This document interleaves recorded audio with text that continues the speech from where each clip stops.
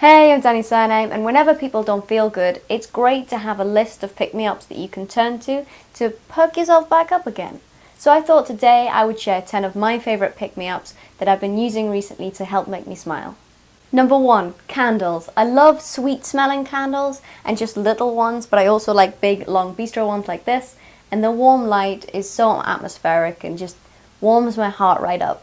There's a Danish concept that my friend talks about all the time called hygge, and I apologise if I get it wrong or don't quite get it right, but it's the idea of having a warm, sociable environment that feels really cosy and is often around people with candles and food, and I really connect with that whole atmosphere that you get by using the candles in that situation.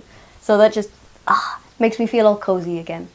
Number 2, reading. I love reading anywhere, on the tube, at home, when I'm over at a friend's and I should be actually talking to them, but any kind of book just perks me right back up, as long as it's not one that's specifically meant to make you cry.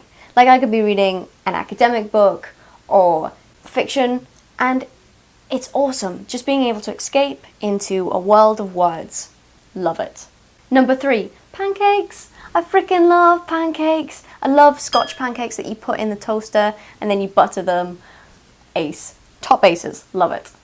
Number 4, angel cake is my favourite kind of cake ever in the whole wide world. And the best kind of angel cake is it Rudyard Kipling? No, that's the name of the guy who wrote the Jungle Book. Is it Mr. Kipling? Mr. Kipling angel cake is the best brand. I love it so much. There's just the right amount of icing.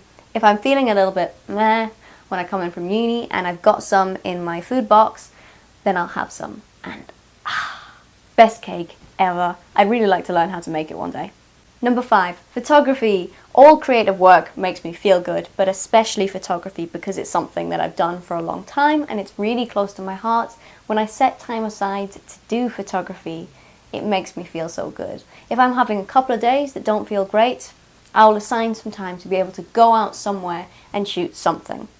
Number 6, when I was younger I used to use this all the time, but there is a video of my favourite singer from my favourite band, Headley, Jacob Hogard, who performed on Canadian Idol a really long time ago, and he performed Space Oddity, and it's just brilliantly stupid, and I love it because he's wearing this blue lycra suit that just shows everything and shitloads of makeup, and it's so good. Whenever I felt crap when I was a little bit younger, that's immediately what I would put on. I don't use it as much as I did, but I think I still have it on my phone. 7, I'm not always in the mood for it, but yoga. It's something that makes me feel really connected to my body and helps me bring my mind back into who I am and be right present in the moment.